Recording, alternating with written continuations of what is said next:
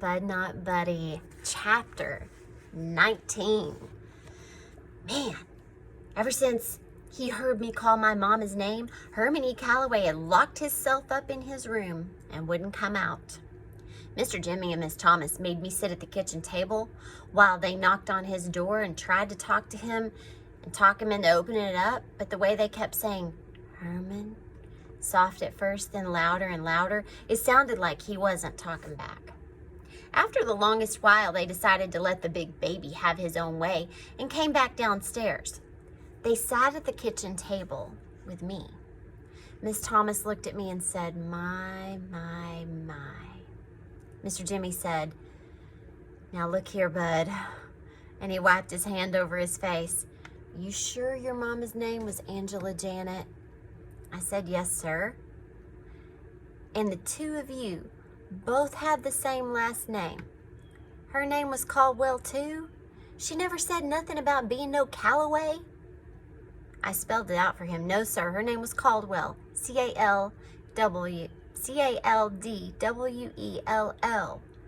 It seemed like he finally believed me, and he said, okay.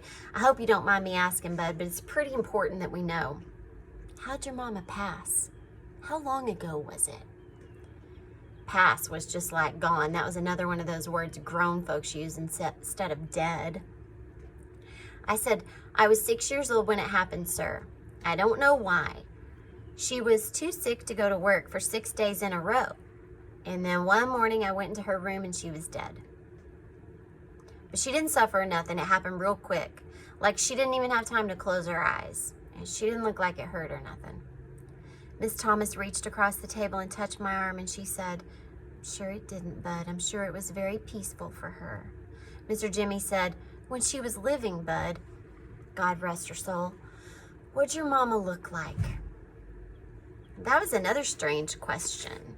But before I could answer, Miss Thomas said, James, what are you insinuating?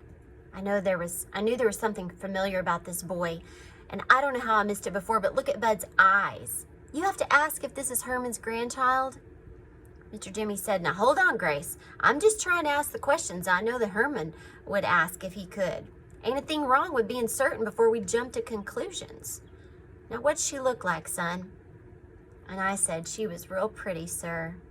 Mr. Jimmy said, I bet she was, Bud, but that ain't what I meant. Like, was she short or tall? Was she slim or big boned?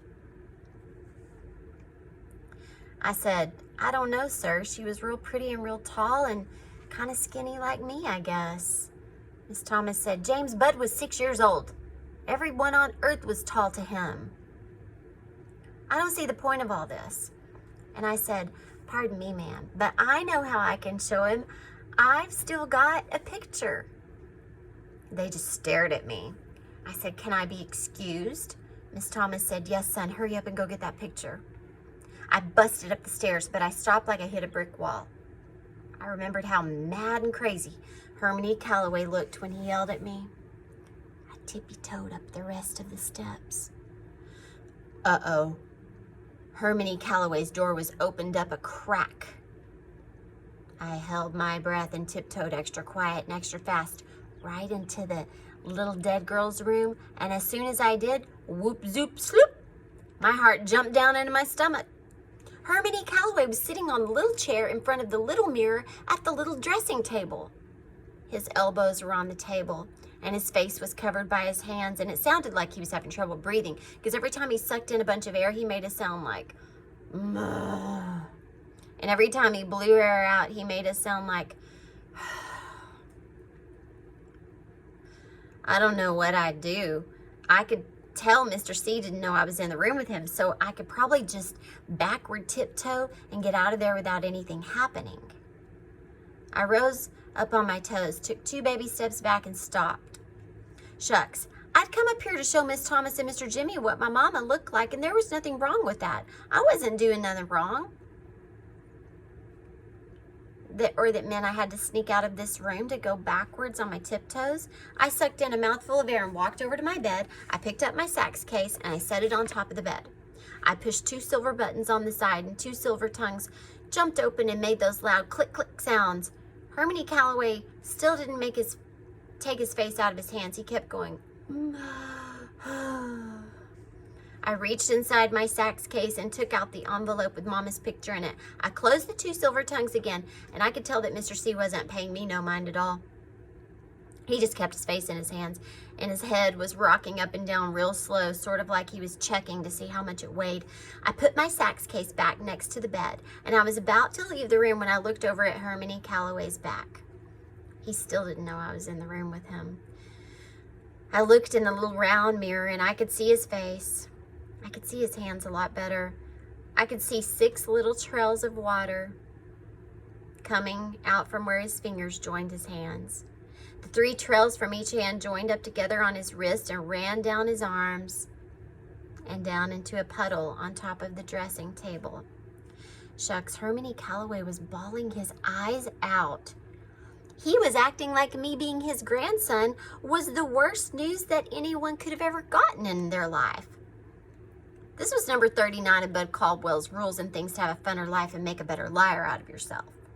Rules and Things number 39.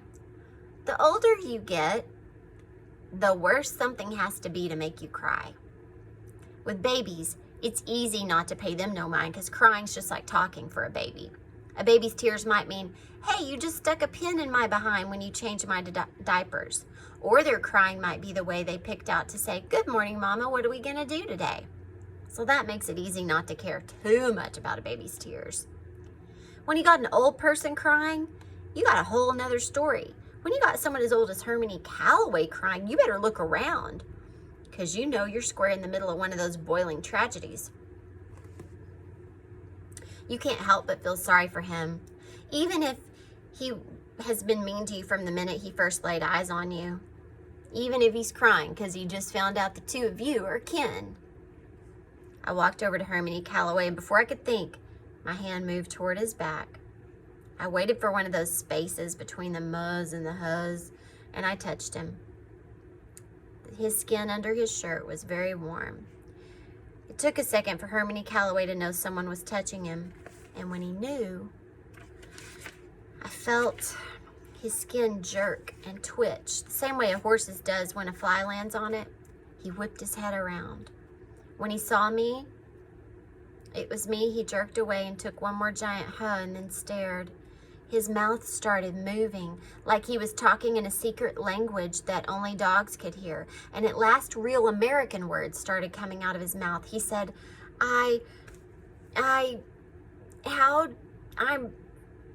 look, buddy, it's Bud, sir, not Buddy. He put his face back in his hands and broke down all over again. Man, it was a good thing the thug wasn't around, because if he'd heard the way Mr. C was weeping, no one would have wondered who the real Waterworks Willie was. I put my hand on Mr. C's shoulder and patted him a couple of times, and then I left the room. Felt a lot better going out forwards instead of sneaking out backwards. I ran down the steps into the kitchen. Miss Thomas and Mr. Jimmy's eyes jumped right onto my envelope, and I set it in the middle of the table.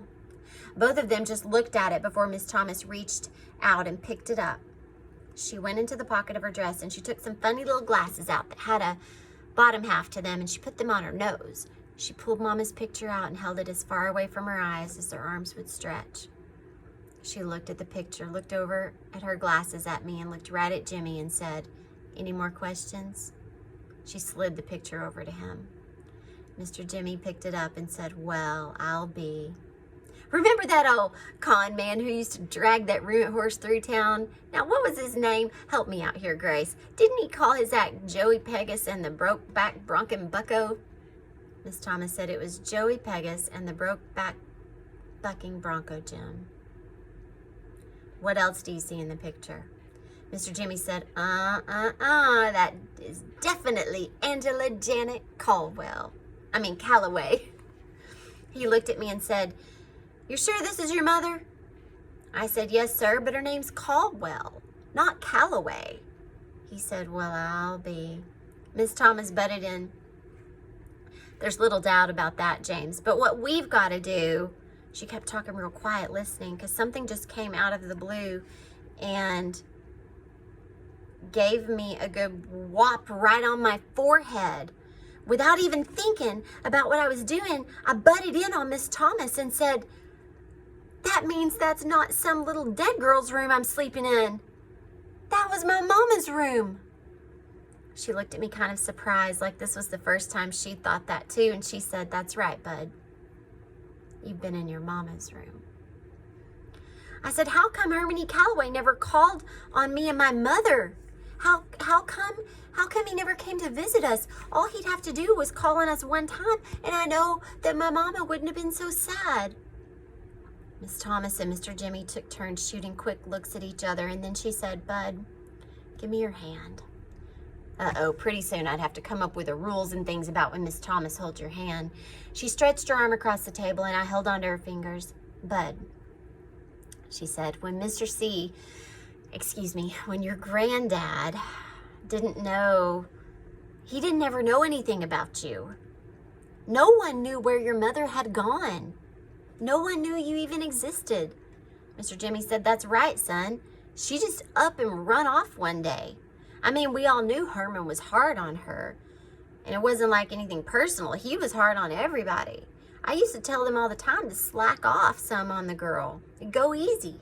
But I can remember his exact words. He said, "Easy go don't make the mare run. This is hard work, especially for a Negro woman. There's 100 million folks out there of every shade and hue, both male and female, who are just dying to be harder on her than I could be. She's got to be ready." Shoot. I could see that the girl wasn't the type to... Miss Thomas said, "James, why don't you go up and check on Herman?" She said, "Why don't you?" But it really wasn't a question. Mr. Jimmy said, Oh, maybe I should," and he left the kitchen. Miss Thomas told me, "Bud, I know you can see that your granddad has troubles getting along with most folks, right?"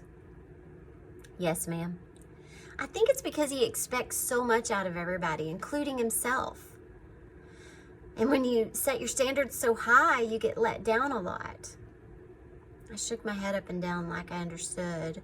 She said, "Now take your mother, for instance. He was so proud of that young woman. And he loved her very, very much. He was determined that she was going to be the first Calloway to get schooling all the way through college. And so he thought he had to be strict on her. But he went overboard. But as simple as that, he used to crow on about how his mother and father had been born slaves. And now it was only 2 generations later, and the Calloways had come so far and worked so hard that one of them was actually going to be a teacher. It was his dream, not hers, not yet anyway. But he never gave her time to pick out her dream for herself. The more he pushed her, the more she fought him. And finally, it got to be too much for her, and she ran away. She left. We think she ran off with one of Herman's drummers. We've been hoping for 11 years that she would send word or come home. And she finally has. Looks to me like she sent us the best word we've had in years. And you, bud." Miss Thomas smiled at me. She said, "Wait here for 1 second, precious. I've got to go to get something in my room." Miss Thomas was probably saying that as an excuse so she could probably blow her nose and cry, but she came back in a flash. She was holding an iron picture frame and handed it to me. "This picture has been on my dressing table, Bud, for 13 years. But ever since your mother was 16 years old. And now it belongs to you."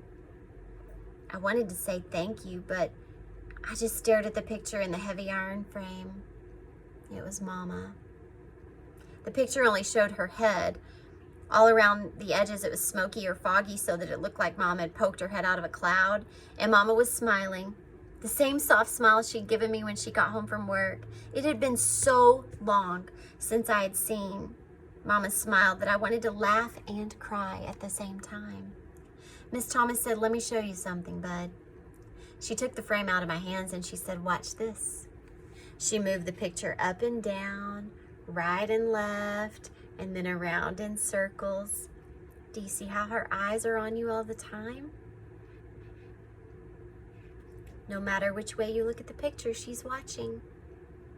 Seemed like Mama was looking direct at me no matter where Miss Thomas put the picture. I can keep this. I feel like I've been holding on to it until the rightful owner came along. And it looks like to me, he's finally shown up. What took you so long, child? Miss Thomas patted me underneath my chin. She said, "But Bud, we've got a problem. I'm going to need your help with it." "Uh-oh. You said you were 6 years old when your mother died." "Yes, ma'am." "Okay, so that was 4 years ago." "Yes, ma'am." "You can remember how bad you felt when you first knew she was gone, can't you?" "Yes, ma'am, because it feels the same." "Well, you've had 4 years to try and heal that scar, but it still hurts some of the time, doesn't it?" "Sometimes a lot." "I know, Bud. But remember, your grandfather and I just found out that she passed away. This hurt is brand new for us." Miss Thomas started swallowing. "And even though he hasn't seen her in 11 years, I know there's not a day that goes by that he doesn't think about her, Bud. He'd never admit it, but there isn't one show that we give that he doesn't first look into the audience, not to see how big the crowd is, but hoping that she'll be out there. Hoping that she'd seen a flyer tacked to a telephone pole somewhere and would stop by to see him. He loved her so much, Bud. I'm sorry, sweetheart." She took the hand she wasn't squeezing, and she took out a handkerchief and blew her nose. "Those stones that he picks up everywhere he performs are for her. She must have been 4 or 5 years old, and the band was getting ready to travel to Chicago for a week. And before we left, he asked her what she wanted him to bring back for her. He was thinking a doll or a dress or something. And she told him, 'A walk, Daddy. Bring me back a walk from Chicago.' So everywhere he went after that, he would stop and try to get her a walk that he'd write the city and day on we were there. He's got boxes of them upstairs, Bud. 11 years worth of rocks. So, Bud, I don't know how Herman is going to be feeling after this, and that's where I need your help. You've got to remember that both Herman and I love your mother just as much as you do." This didn't seem like it could be true. Not just because it didn't seem like anyone could love my mother as much as I do, because it doesn't seem like Herman E. Calloway could love anyone at all. Miss Thomas said, "So if you can remember, Bud, be patient with him. That ornery old man upstairs is very, very hurt right now, finding out that his daughter's gone. And I just can't say where he's going to land after this news gets through blowing him around." Miss Thomas started to do that stingy-eyed blinking. "We're going to have to give him some time, Bud, and we're going to have to let him find out how he feels before..." Mr. Jimmy came into the kitchen. "Grace," he said, "he wants you. Herman wants you." Herman E. Calloway was making everyone feel like they had the blues, because it looked like Mr. Jimmy had just wiped some tears too. She hugged me and she said, "You okay?" I said, "Yes, ma'am." She said, "Should I go see how he's doing?" "Yes, ma'am." She left the kitchen and Mr. Jimmy went into the living room. I picked Mama's picture up and put it back in the envelope. Mr. C chose a good name for his house, because not a second went by before the back door came open and the dusky devastators of the Depression walked in, talking like it was going out of style. As soon as they saw me, they got all quiet. Doodoo-Bug said, "Hey, Sleepy LeBone, where's everyone at?" I didn't want to embarrass anyone by saying that all the grown folks were sitting all over the house sobbing their eyes out. So I said, "They're around." I remembered not to call the band sir. Steady said, "Well, it's you we wanted anyway." He put an old cardboard suitcase on the table and said, "I told the fellas how hard you've been hitting the recorder and how proud I was of you. So we put a couple nickels together." He acted like he was yelling into the other room. "And Lord knows on the peanuts we get, that was a real sacrifice." He slapped some skin with Dirty Deed and then started talking regular again. "Anyway, the thugs saw something at the pawn shop and we pitched in and picked it up for you. Can I open it?" The thug said, "Well, if you don't, I don't know who will." Eddie slid the cardboard suitcase over in front of me. It looked worse than the one I used to carry around. One of the snaps was busted clean off, and the other was stuck. "Steady," Eddie said. "It's what's inside that's interesting." I pulled on the snap, and it came right off in my hand. The thug said, "I knew it. The boy's just too country. He ain't used to handling fine merchandise. We should give it to him in a paper bag. I opened the suitcase. Whatever it was wrapped up in crinkly, wrinkly newspaper. I started pulling the newspapers off, and I could tell their gift was real heavy. All of a sudden, a shiny piece of gold showed through. I snatched more paper off, and I couldn't believe my eyes. The dusky devastators of the Depression had put their money together and bought me a baby-sized horn, just like Steady Eddie's saxophone. Steady Eddie could see I was stuck, so he lifted it out of the suitcase and fished around in the bag for the mouthpiece, the neck, and the reed holder.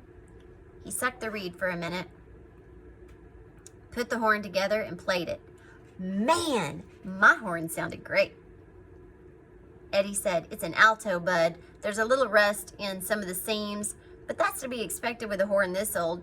It's still got a good tone to it. This dent didn't throw her off too much." He showed me a big dent on the bottom part of my saxophone. "I repatted, refelted, and resprung it. The rest is up to you." He reached in his pocket and took out a can that said Brasso on the side. "Get you a rag and shine her up. A man should polish his own horn." I looked at my bandmates and I said, thank you very much. I'll practice on this so much that I'll be just as good as you guys in about 3 weeks. Doodoo said, "Oh, now that's cold." I said, "Really, I will." The band laughed, so I did too.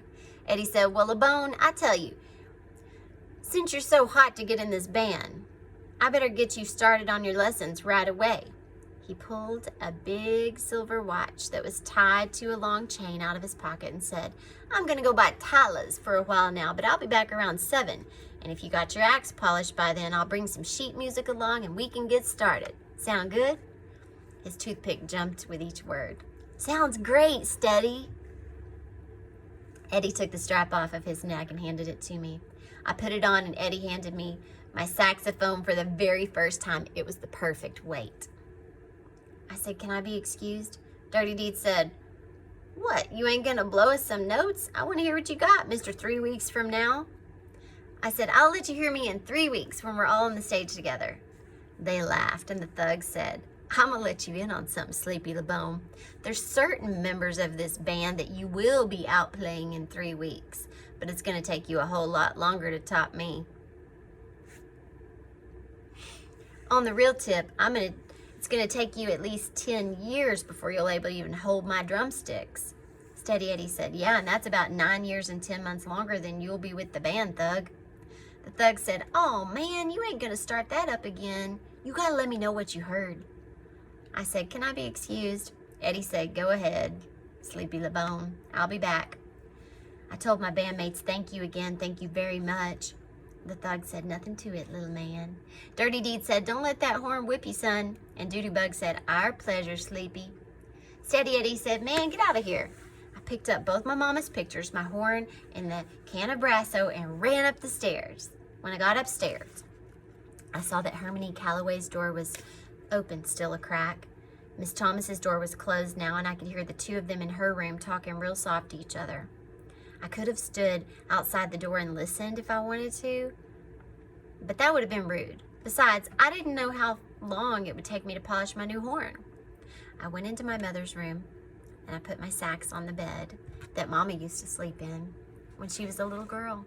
I put her smiling picture on the dressing table, and then I reached under her bed and pulled my sax case out again. I snapped the 2 silver snaps and started taking out all of my things.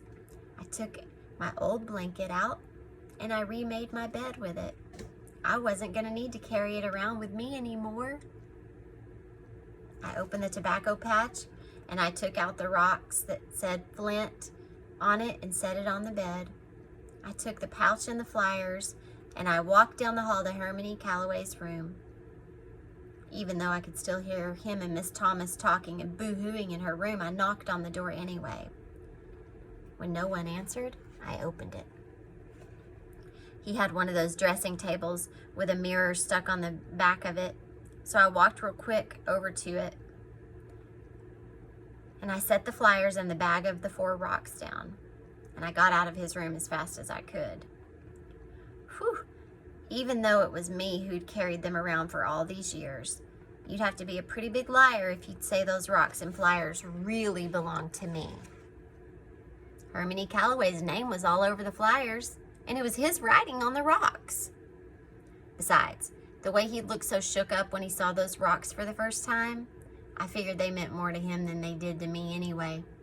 I went back over to Mama's dressing table and I opened the little drawer. I took out one of the thumbtacks and went back to Mama's bed. Next, I took out the envelope that had her picture in it. I took out the picture of her riding that sad, saggy pony. I still couldn't see why she was so unhappy. The Misbegotten Moon Park looked like somewhere you could have had a lot of fun. I poked the thumbtack into the top of Mama's picture and I walked to the wall that she'd stuck all the pictures of the horses on. I put Mama right among all those ponies and horses that she likes so much. I didn't need to carry that doggone picture around. This wasn't how I remembered Mama anyway. Mama was always excited and jumpy, not sad and pokey like this little girl. Mama was kind of old when I met her too. She wasn't young like this picture at all. The picture looked like it belonged. It belonged. It's strange the way things turn out. Here I've been carrying Mama all around for all this time, and I'd finally put her somewhere where she wanted to be. Back in her own bedroom. Back among all her horses. I went back to the bed and I picked up the flint rock. It was going to be enough. I didn't need those other things with me all the time. I didn't need them to remind me of Mama. I couldn't think about her anymore if there were 100 hours in every day and 1,000 days in every week. I couldn't think of my mom any better than I already do. All I have to do is remember her hand on my forehead when she'd ask me something like, "Baby, are you sick? Have you got a temperature?" All I'd have to do is remember Mama letting me dry the dishes after she'd wash them. How she used to say no one in the world could dry a plate the way I could.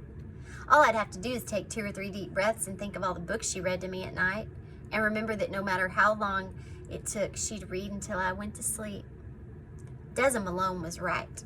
I was carrying Mama inside of me, and there wasn't anyone or anything that could take that away. The one rock from Flint would be enough. I set it in my sax case. I picked up my saxophone. It was the most beautiful thing I'd ever seen. I wet the reed the same way I'd seen Steady Eddie do, and then I clamped it on the mouthpiece. I closed my eyes and counted to 10. If after I got to 10 I blew the horn and it sounded pretty good, I knew I'd be playing along with the Dusky Devastators of the Depression in a week or two. If I didn't sound so good, it meant I'd have to practice for a couple of months before I'd be good enough to get on stage with them. 1, 2, 3, 4, 5, 6, 7, 8, 9, 10. I puffed my cheeks and blew as hard as I could. The saxophone only squeaked, squawked, and groaned, and then it sounded like it was making up words like aronk and zoraga and balupa. Shucks, maybe I didn't puff my cheeks out right. Maybe I was blowing too hard. I counted again. This time the horn only squeaked and squawked and groaned. It didn't sound like it was trying to make up words. It sounded great. It wasn't perfect like when Steady blew it, but I could tell that one day it was gonna be. Something told me I could learn how to play this. Something told me these sounds were more than just bad notes. If you didn't have a real good imagination, you probably think those noises were the sounds of some kid blowing a horn for the first time. But I knew better. I could tell those were the squeaks and squawks of one door closing and another one opening. I looked at the picture of Mama that Miss Thomas gave me. Mama was looking right at me with that soft smile. I know it's stupid to smile back at a picture, but I couldn't help myself. I know it's even stupider to talk to a picture, especially when it hadn't said anything to start the conversation, but I had to say, "Here we go again, Mama. Only this time I can't wait."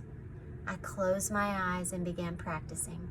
Shucks, as good as things were going for me now, I bet you dollars to donuts that Steady Eddie was gonna get here early.